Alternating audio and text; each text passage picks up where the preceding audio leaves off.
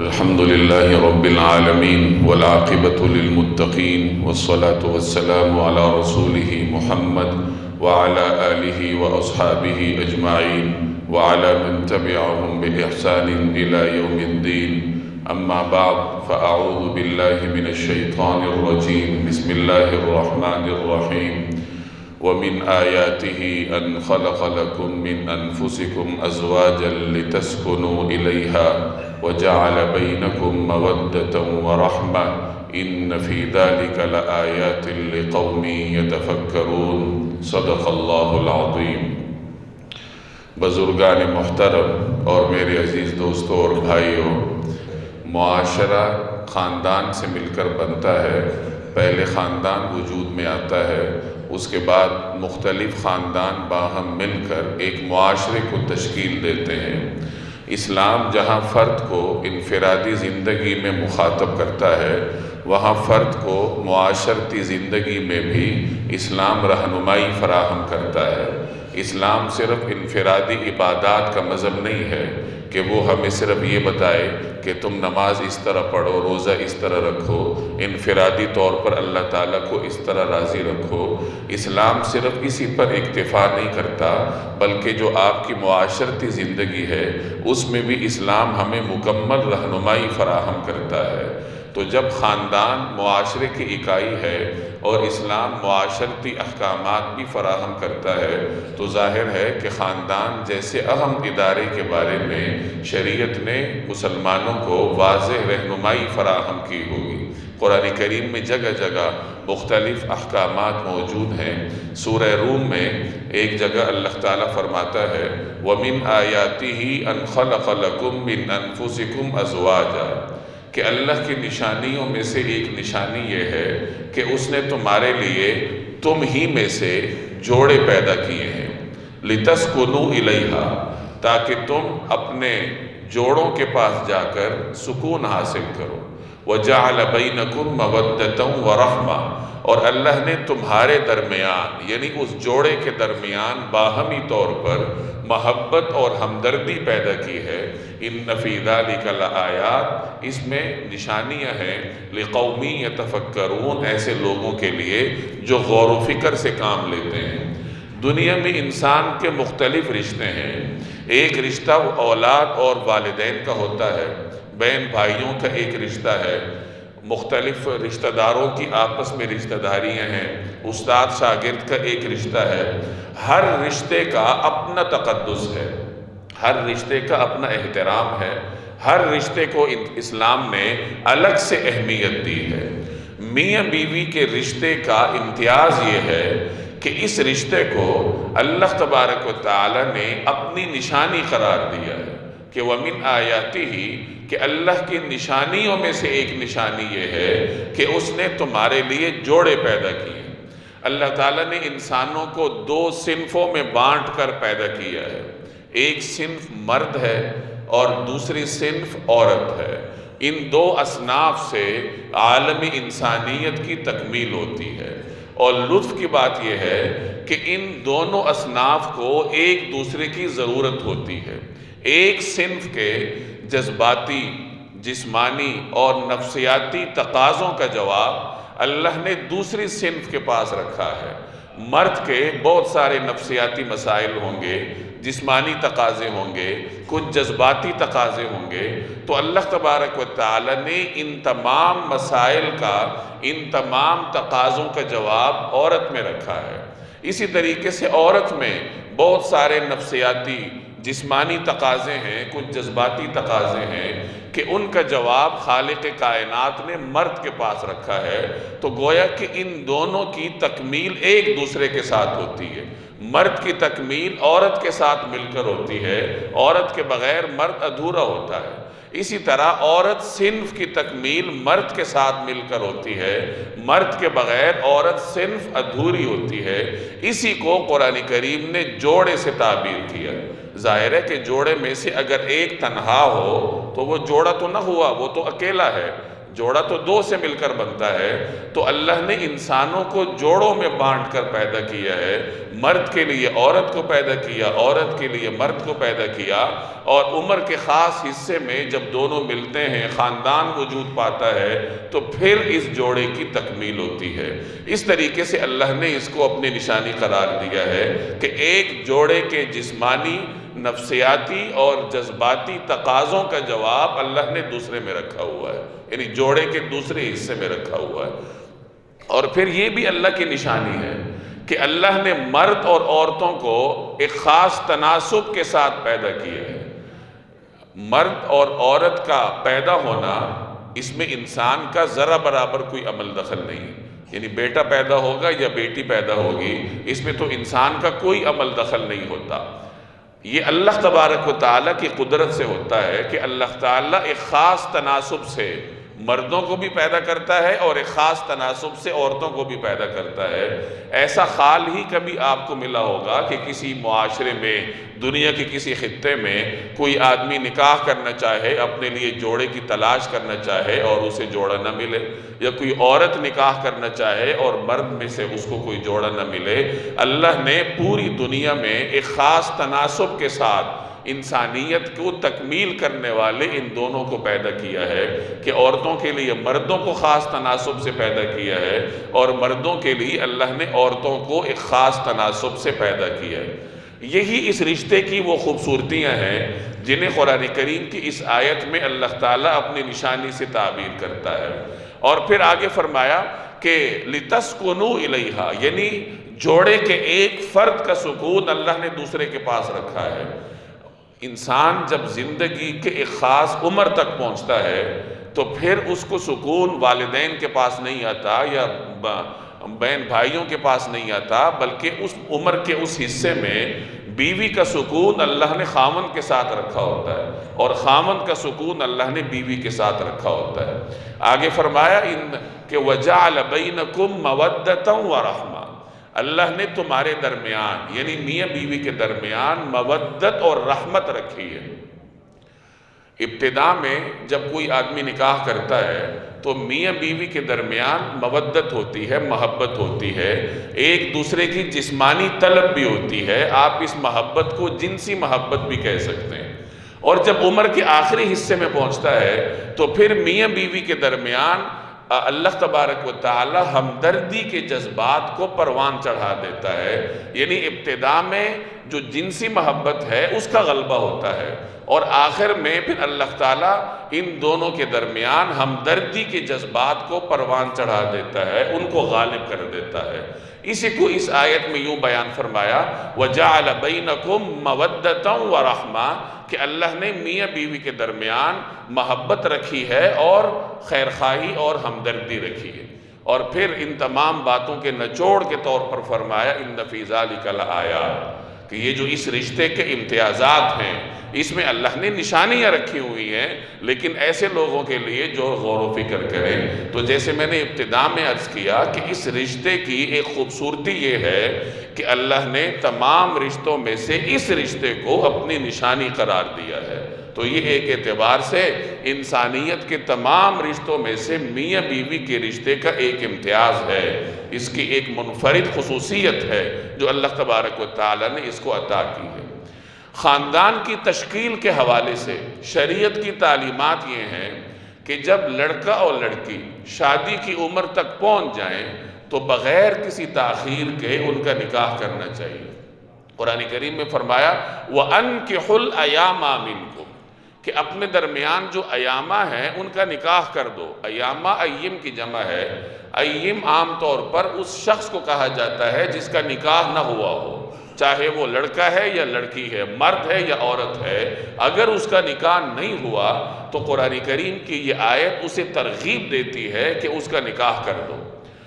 رسول اللہ صلی اللہ علیہ وسلم کا ایک فرمان ہے یا معشر الشباب من استطاع منکم الباءۃ فلیتزوج، کہ اے نوجوانوں کے معاشرے یعنی اے نوجوانوں کے گروہ، تم میں سے جو آدمی یعنی جو نوجوان نکاح کی صلاحیت رکھتا ہے تو اسے چاہیے کہ نکاح کرے۔ وَمَن لَّمْ يَسْتَطِعْ فَإِنَّهُ أَغَضُّ لِلْبَصَرِ وَأَحْسَنُ لِلْفَرْجِ، کیونکہ یہ نکاح تمہاری نگاہ کو پست رکھے گا اور تمہاری شرم و حیا کی حفاظت کرے گا۔ وَمَن لَّمْ يَسْتَطِعْ، اور تم میں سے جو نکاح کی صلاحیت نہیں رکھتا، فَعَلَيْهِ بِالصَّوْمِ، تو اسے چاہیے کہ روزے رکھے۔ فَإِنَّهُ لَهُ وِجَاءُ، کیونکہ اس روزے رکھنے سے اس کا جو نوجوانی کا جوش ہے اللہ تعالیٰ اس کا توڑ کرے گا اور وہ کسی غلط راستے کی طرف نہیں جائے گا۔ تو اس روایت میں بھی نبی کریم صلی اللہ علیہ وسلم نے نوجوانوں کے گروہ کو نصیحت فرمائی ہے کہ تم میں سے جو بھی نکاح کی استطاعت رکھتا ہے تو اسے چاہیے کہ نکاح کرے۔ حضرت عکاف رضی اللہ تعالی عنہ ایک نوجوان صحابی ہیں۔ وہ نوجوان تھے، نکاح کی صلاحیت رکھتے تھے، لیکن انہوں نے کسی وجہ سے نکاح نہیں کیا تھا۔ ایک مرتبہ نبی کریم صلی اللہ علیہ وسلم کی خدمت میں حاضر ہوئے۔ آپ علیہ السلام نے پوچھا کہ اے عکاف، تم نے نکاح کیا ہے، تمہاری کوئی بیوی ہے؟ تو وہ عرض کرنے لگے کہ نہیں یا رسول اللہ، میں نے تو نکاح نہیں کیا۔ تو آپ صلی اللہ علیہ وسلم نے فرمایا کہ تمہارے پاس کچھ مال وغیرہ ہے، یعنی تم استطاعت رکھتے ہو؟ تو وہ عرض کرنے لگے کہ جی یا رسول اللہ، میں استطاعت رکھتا ہوں، یعنی میرے پاس مال ہے۔ اب مال کی استطاعت کے باوجود، مال رکھنے کے باوجود کسی وجہ سے انہوں نے نکاح نہیں کیا تھا۔ تو آپ علیہ السلام نے ناراضگی کا اظہار فرماتے ہوئے ارشاد فرمایا کہ انت من اخوان الشیاطین، کہ تم تو شیطان کے بھائیوں میں سے ہو۔ یعنی اس طریقے سے شادی نہ کرنا باوجود استطاعت رکھنے کے، اس سے معاشرے میں فساد برپا ہوتا ہے، اور اس کے نقصانات کی طرف نبی کریم صلی اللہ علیہ وسلم نے یوں اشارہ فرمایا کہ تم تو شیطان کے بھائیوں میں سے ہو۔ ایک مرتبہ کچھ صحابہ کرام ازواج مطہرات میں سے کسی زوجہ مطہرہ کی خدمت میں حاضر ہوئے۔ 3 صحابہ تھے، اور انہوں نے ان سے دریافت کیا کہ نبی کریم صلی اللہ علیہ وسلم کی عبادات کا معمول کیا ہے، کہ آپ علیہ السلام جب گھر تشریف لاتے ہیں تو آپ کی عبادات کا کیا طریقہ کار ہوتا ہے۔ تو ام المومنین نے ان کے سامنے رسول اللہ صلی اللہ علیہ وسلم کی عبادات کی صورتحال کو بیان کیا۔ وہ صحابی عبادات کی کثرت کے شوقین تھے، تو جب رسول اللہ صلی اللہ علیہ وسلم کا معمول انہوں نے سنا تو انہوں نے یہ سمجھا کہ آپ علیہ السلام تو اللہ کے حبیب ہیں، جنت آپ ہی کے لیے بنی ہے، تو آپ کو تو عبادات کی اتنی زیادہ ضرورت نہیں ہے، ہم ضرورت مند ہیں تو ہمیں بہت زیادہ محنت کرنی ہوگی۔ تو ان میں سے ایک نے کہا کہ میں آئندہ سارا دن جو ہے وہ روزہ رکھوں گا، یعنی میں روزانہ بلا ناغہ روزہ رکھا کروں گا۔ دوسرے نے کہا کہ میں ساری رات نوافل پڑھوں، عبادات کروں گا۔ تیسرے نے کہا کہ میں شادی نہیں کروں گا، یعنی میں اپنے آپ کو خانگی مسائل سے آزاد رکھ کر عبادات میں محنت کروں گا، اور چلے گئے۔ نبی کریم صلی اللہ علیہ وسلم جب تشریف لائے اور آپ علیہ السلام کے سامنے صحابہ کرام کے یہ جملے پہنچے حضور علیہ السلام کی بارگاہ میں کہ اس طریقے سے صحابہ کرام نے اپنے جذبات کا اظہار فرمایا، تو آپ علیہ السلام کو یہ ناگوار گزرا، اور آپ نے ان سے فرمایا کہ دیکھو، میں تم سے زیادہ اللہ سے ڈرنے والا ہوں، میں تم سے زیادہ اللہ کے حقوق کو ادا کرنے والا ہوں، لیکن میری صورتحال یہ ہے کہ میں روزہ بھی رکھتا ہوں، افطار بھی کرتا ہوں، یعنی نفلی روزے، میں ہمیشہ دن کو نفلی روزہ نہیں رکھتا بلکہ روزہ بھی رکھتا ہوں، افطار بھی کرتا ہوں، میں رات کو نوافل بھی پڑھتا ہوں، آرام بھی کرتا ہوں، اور میں نکاح بھی کرتا ہوں۔ اور پھر آپ نے فرمایا کہ جو آدمی میری سنت سے روگردانی کرے گا تو وہ مجھ میں سے نہیں ہے۔ یعنی یہ جو معمول ہے کہ دن کو انسان اپنے حوائج انجام دیتا ہے، تو ظاہر ہے کہ روزانہ نفلی روزہ رکھنا انسان کی قوت سے باہر ہے، جسے صوم وصال کہا جاتا ہے۔ رسول اللہ صلی اللہ علیہ وسلم سے بسا اوقات صوم وصال ثابت ہے، لیکن آپ صلی اللہ علیہ وسلم نے امت کے لیے اس کو پسند نہیں فرمایا۔ امت کے لیے آپ کو یہی پسند تھا کہ کبھی روزہ رکھے، کبھی افطار کرے، یعنی کبھی روزہ نہ رکھے تاکہ دنیاوی حوائج انجام دے۔ اسی طرح رات کو آپ صلی اللہ علیہ وسلم آرام فرماتے تھے، اور رات کے اخیر حصے میں پھر اللہ کی بارگاہ میں نوافل پڑھتے تھے، اور آپ نے نکاح بھی فرمائے۔ تو اپنی زندگی کا یہ معمول بیان کر کے آپ نے فرمایا کہ دیکھو، یہ طریقہ کار ہے، یہ سنت ہے، اور تم میں سے جو آدمی اس سے روگردانی کرے گا تو وہ مجھ میں سے نہیں ہے، یعنی امت محمدیہ کا یہ طریقہ کار نہیں ہے۔ آپ صلی اللہ علیہ وسلم کا اپنا طرز عمل بھی یہی تھا کہ جو آپ کے زیر کفالت حضرات تھے، نبی کریم صلی اللہ علیہ وسلم نے جوانی کے اولین عمروں میں ان کی نکاح اور شادی کا اہتمام فرمایا۔ خود رسول اللہ صلی اللہ علیہ وسلم کا نکاح حضرت خدیجہ رضی اللہ تعالی عنہ سے 25 برس کی عمر میں ہوا۔ آپ صلی اللہ علیہ وسلم کی 4 صاحبزادیاں تھیں جن کے نکاح کا انتظام آپ نے فرمایا ہے۔ بڑی صاحبزادی حضرت زینب تھی جو حضور صلی اللہ علیہ وسلم کے اعلان نبوت سے کوئی 10 برس پہلے پیدا ہوئی تھی۔ ان کا نکاح حضرت ابو العاص سے نبی کریم صلی اللہ علیہ وسلم کے اعلان نبوت سے پہلے ہوا تھا، یعنی کوئی 10-11 برس کی عمر میں آپ صلی اللہ علیہ وسلم نے ان کا نکاح فرمایا تھا۔ اسی طریقے سے حضرت رقیہ آپ صلی اللہ علیہ وسلم کی دوسری صاحبزادی تھی، ان کا نکاح بھی اسی طریقے سے ہوا تھا اوائل جوانی میں۔ تیسری صاحبزادی حضرت ام کلثوم تھی، ان کا نکاح نبی کریم صلی اللہ علیہ وسلم نے 3 ہجری میں کیا تھا حضرت عثمان کے ساتھ۔ ان کا پہلا نکاح اعلان نبوت سے پہلے ابو لہب کے بیٹے کے ساتھ ہوا تھا، لیکن رخصتی نہیں ہوئی تھی اور ابو لہب کے بیٹے نے اپنے باپ کے کہنے پر طلاق دے دی تھی۔ بعد میں 3 ہجری میں یعنی ہجرت کے تیسرے برس نبی کریم صلی اللہ علیہ وسلم نے حضرت ام کلثوم کا نکاح حضرت عثمان سے کر دیا۔ اس وقت ان کی عمر کوئی 21-22 برس کی تھی۔ حضرت فاطمہ کا نکاح سیدنا علی سے 17 برس کی عمر میں ہوا تھا۔ حضرت فاطمہ کی عمر مبارک اس وقت کوئی 17 برس کی تھی۔ حضرت علی بھی حضور صلی اللہ علیہ وسلم کی کفالت میں تھے، تو جس وقت ان کا نکاح حضرت فاطمہ سے ہوا تو حضرت علی کی عمر مبارک 21 یا 24 برس کی تھی۔ 2 قول ہیں، ایک تحقیق کے مطابق 21 برس تھی، دوسری تحقیق کے مطابق 24 برس تھی۔ یہ تمام وہ حضرات ہیں جن کا نکاح جناب رسول اللہ صلی اللہ علیہ وسلم نے فرمایا تھا، جو آپ علیہ السلام کی تربیت میں اور آپ کی کفالت میں تھے۔ تو آپ کا اپنا طرز عمل یہی تھا، یعنی سیرت طیبہ کا اولین پیغام یہ ہے کہ اپنے بچوں کی نوجوانی کے آغاز ہی میں ان کی شادی کا، ان کے نکاح کا اہتمام کرنا چاہیے، اور اس طریقے سے معاشرہ بہت سارے ان فسادات سے بچ جاتا ہے جن فسادات کا آج ہمارا معاشرہ شکار ہے۔ آج کل والدین اپنے بچوں کی شادیاں 30 برس، 35 برس، 36 برس کی عمر میں جا کر کرتے ہیں۔ اس وقت نوجوان مختلف قسم کی جسمانی اور نفسیاتی پیچیدگیوں کا شکار ہو چکا ہوتا ہے، اور ایسی عمر میں جب شادی کرتا ہے جب اسے جسمانی مسائل بھی ہوتے ہیں، نفسیاتی مسائل بھی ہوتے ہیں، ظاہر ہے کہ والدین کو تو اس کا ادراک نہیں ہوتا۔ اسی پیچیدگی کے عالم میں جب وہ ازدواجی زندگی شروع کرتا ہے تو بہت سارے جوڑے اس رشتے کو بڑھا نہیں پاتے۔ آج کل طلاقوں کی جو بہت زیادہ شرح ہے، اس میں جہاں دیگر عوامل کار فرما ہیں، وہاں اس کا ایک اہم عامل دیر سے شادیاں کرنا ہے، کہ جب دیر سے شادیاں کریں گے اور جوڑے نفسیاتی پیچیدگیوں کا شکار ہوں گے، چڑچڑے پن کا شکار ہو چکے ہوتے ہیں، اس حالت میں جب شادیاں ہوتی ہیں تو وہ زیادہ دیر چل نہیں پاتی، اور بے صبری کی وجہ سے، چڑچڑے پن کی وجہ سے، عدم برداشت کی وجہ سے آپ کے سامنے طلاقوں کی جو شرح ہے وہ ہمارے معاشرے میں بڑھتی جا رہی ہے۔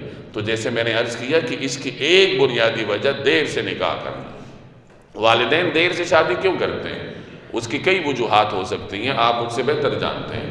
اس میں سے ایک وجہ تو رسومات کی پابندی ہے کہ جی بارات ہے اور پھر فلاں رسم ہے، پھر فلاں رسم ہے، اور شادی کو ہمارے معاشرے میں ایک مصیبت بنا کے رکھا ہوا ہے، اور اس کا نتیجہ یہ ہے کہ شادی مشکل ہے، گناہ کرنا آسان ہے۔ نبی کریم صلی اللہ علیہ وسلم نے اپنی لاڈلی صاحبزادی حضرت فاطمہ کا جب نکاح فرمایا حضرت علی سے، تو رخصتی کیسے ہوئی؟ آپ سب جانتے ہیں کہ آپ صلی اللہ علیہ وسلم نے اپنی خادمہ حضرت ام ایمن کے ہاتھ میں حضرت فاطمہ کا ہاتھ دے کر فرمایا کہ ان کو علی کے گھر میں چھوڑ آئے۔ خود آپ نے اپنی صاحبزادی کو سیدنا علی رضی اللہ تعالی عنہ کے گھر میں بھجوایا۔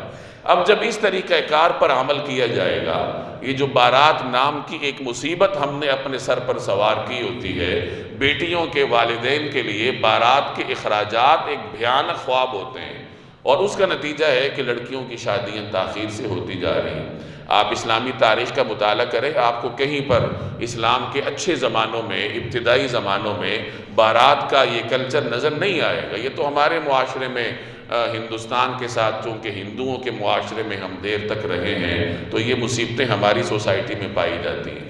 سعید ابن مسیب رحمہ اللہ مشہور تابعین میں سے ہیں، تابعین کے صف اول کے فقہاء میں سے ان کا شمار تھا۔ ان کی صاحبزادی تھی جو حسن و جمال اور علم و فضل میں معروف تھی۔ اس زمانے میں بنو امیہ کی حکومت کا عروج تھا۔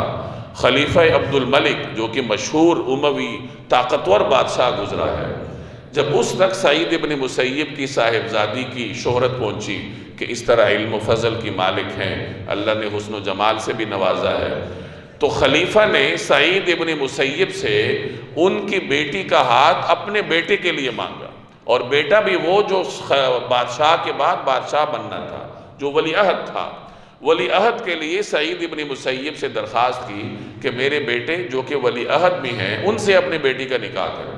سعید ابن مسیب نہیں مانے، وہ فقہاء میں سے تھے، تابعین میں سے تھے، انہوں نے اپنی بیٹی کے لیے کوئی نیک عالم فاضل تلاش کرنا تھا، تو مستقبل کے طاقتور ترین بادشاہ کے ساتھ اپنی بیٹی کا نکاح انہوں نے برداشت نہیں کیا۔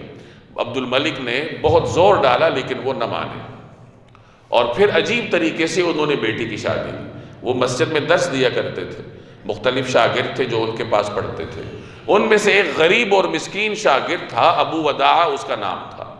ایک دن ابو وداع درس سے غائب تھے، چند دن کے لیے وہ نہیں آئے درس میں۔ یہ ایک انہونی بات تھی کہ ایک ایسا شاگرد جو بہت ریگولر ہے وہ 2-3 دن سے غائب ہے۔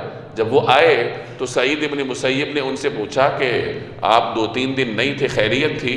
انہوں نے عرض کیا کہ حضرت میری اہلیہ کا انتقال ہو گیا تھا، اس وجہ سے میں درس میں نہیں آ پایا۔ تو سعید ابن مسیب نے پوچھا کہ آپ نے کوئی دوسری شادی کی؟ تو اس نے کہا کہ میں مسکین ہوں، پہلی بڑی مشکل سے ہوئی تھی، مجھے دوسری شادی کے لیے کس نے رشتہ دینا ہے میرے جیسے مسکین آدمی کو؟ تو سعید ابن مسیب نے پوچھا کیا تم رشتہ کرنا چاہتے ہو، یعنی تمہیں ذوق ہے کہ دوبارہ تم رشتہ کرو؟ اس نے کہا جی۔ تو سعید ابن مسیب نے اسی مجلس میں اپنی اسی لائق فائق صاحبزادی کا نکاح اپنے اس شاگرد کے ساتھ 2 یا 3 درہم مہر کے عوض پڑھایا، یعنی وہی صاحبزادی جو کہ خلیفہ جس کا ہاتھ اپنی بیٹے کے لیے مانگ رہا تھا۔ تو سعید ابن مسیب نے اپنے غریب لیکن لائق شاگرد کے ساتھ اپنی بیٹی کا نکاح کی، پھر رخصتی عجیب طریقے سے کی۔ ابو وداع خود کہتے ہیں کہ میں بڑا خوش گھر آیا کہ میں ایک مسکین آدمی ہوں، اور میرے ساتھ نکاح بھی کس کا ہوا؟ تابعین کے صف اول کے فقیہ سعید ابن مسیب کی مشہور زمانہ لائق فائق صاحبزادی کے ساتھ۔ کہتے ہیں کہ میں اسی خوشی میں گھر آیا، شام کا وقت تھا، میں روزہ افطار کرنے لگا تو دروازہ بجا، میں دروازے پر گیا، میں نے پوچھا کون؟ تو آواز آئی سعید۔ اب میں نے اپنے ذہن پر زور ڈالا تو سعید نام کے میں ایک ہی شخصیت سے واقف تھا، اور وہ میرے استاد سعید ابن مسیب تھے، اور ان کے بارے میں معروف تھا کہ وہ عرصہ دراز سے اپنے گھر اور مسجد کے علاوہ تیسری جگہ گئے ہی نہیں ہیں، تو ان سے تو یہ ممکن ہی نہیں تھا کہ وہ میرے گھر آتے، کسی تیسری جگہ جاتے۔ تو میں نے سوچا کہ وہ تو ہو نہیں سکتے، خدا جانے کون سا سعید ہے۔ تو میں نے دروازہ کھولا تو سامنے سعید ابن مسیب میرے استاد تھے، تو میں ہکا بکا رہ گیا۔ میں نے عرض کیا کہ استاد جی آپ مجھے حکم فرماتے، میں حاضر ہوتا۔ تو استاد فرمانے لگے کہ ارے بھائی تمہارا نکاح ہو چکا ہے، تم بغیر بیوی کے شام اور رات کیوں بسر کرو؟ تو میں تمہاری بیوی کو لے کر آیا ہوں۔ وہ اپنے پیچھے اپنی بیٹی کو لے کر آئے ہوئے تھے، یہ کہا اور اپنی بیٹی کو دروازے کے اندر کر کے دروازہ بند کر دیا اور خود واپس تشریف لے گئے۔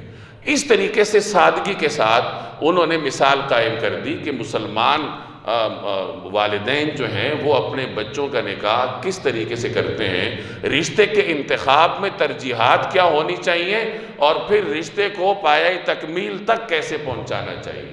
تو ایک چیز تو یہ ذہن میں رکھنی چاہیے کہ دیر سے نکاح کرنا، دیر سے شادیاں کرنا، یہ مسلمان والدین کا شیوا نہیں۔ عجیب بات ہے کہ والدین اپنی اولاد کے لیے دنیا کی ہر نعمت لے کر آتے ہیں، اچھے اچھے کھانے، اچھی اچھی سہولیات، یعنی ان کے ہر تقاضے کو پورا کرتے ہیں، لیکن ہمارے معاشرے کے والدین اپنے بچوں کے جوان ہونے کے بعد خدا جانے کیوں ان کی اہم ترین جو ان کا اس وقت ان کا جسمانی تقاضا ہوتا ہے اس کو وہ نظر انداز کر دیتے ہیں، اور اپنے بچوں کو 15 سال 20 سال اپنی نوجوانی سے لڑنے اور اپنی شرم و حیا کی حفاظت کرنے کے امتحان میں ڈال دیتے ہیں۔ آپ کا بچہ 14-15 سال کی عمر میں بالغ ہو گیا، اب بلوغت کے بعد فطری طور پر اس کو جوڑے کی ضرورت ہے، آپ جتنی تاخیر کریں گے وہ غریب امتحان کا شکار ہوگا، اور جس قدر تاخیر کرتے جائیں گے اس کا امتحان بڑھتا جائے گا، 30-31 برس کی عمر میں نہ جانے وہ کن مراحل سے گزر چکا ہوگا۔ تو وہ والدین جو اپنے بچوں کی دیگر خواہشات کو پورا کرتے ہیں، وہ خدا جانے اس معاملے میں آ کر کیوں اندھے بہرے اور گونگے بن جاتے ہیں، اور اپنی اولاد کے ان تقاضوں کو نظر انداز کرتے ہوئے معاشرے کے رسومات کو پایہ تکمیل تک پہنچانے کو ترجیح دیتے ہیں۔ نقصانات پر خود بھگتتے ہیں۔ بچے کو کہتے ہیں کیریئر بناؤ، کیریئر بناتا بناتا وہ غریب نفسیاتی مریض بن جاتا ہے، پھر جب اس کی شادی کرتے ہیں تو وہ چل نہیں پاتی۔ تو یہ جو رجحان ہے ہمارے معاشرے میں، اس کے بہت سنگین نتائج ہمارا معاشرہ دیکھ رہا ہے، اور مستقبل میں بھی اس کو دیکھنا پڑے گا۔ اس سے نکلنے کا ایک ہی طریقہ کار ہے کہ ہم شریعت کے احکامات کو دیکھیں، قرآن کریم کی تعلیمات کو دیکھیں، جناب رسول اللہ صلی اللہ علیہ وسلم کی سنت کو دیکھیں، اور اس کے بعد پھر اللہ کا نام لے کر توکل کر کے اپنے بچوں کی شادیاں وقت پر کر دیں، تو آپ کا بچہ بھی امتحانات سے بچ جائے گا اور معاشرہ بہت سارے فسادات سے محفوظ رہے گا۔ اللہ تبارک و تعالی عمل کرنے کی توفیق دے۔ وما علینا الا البلاغ۔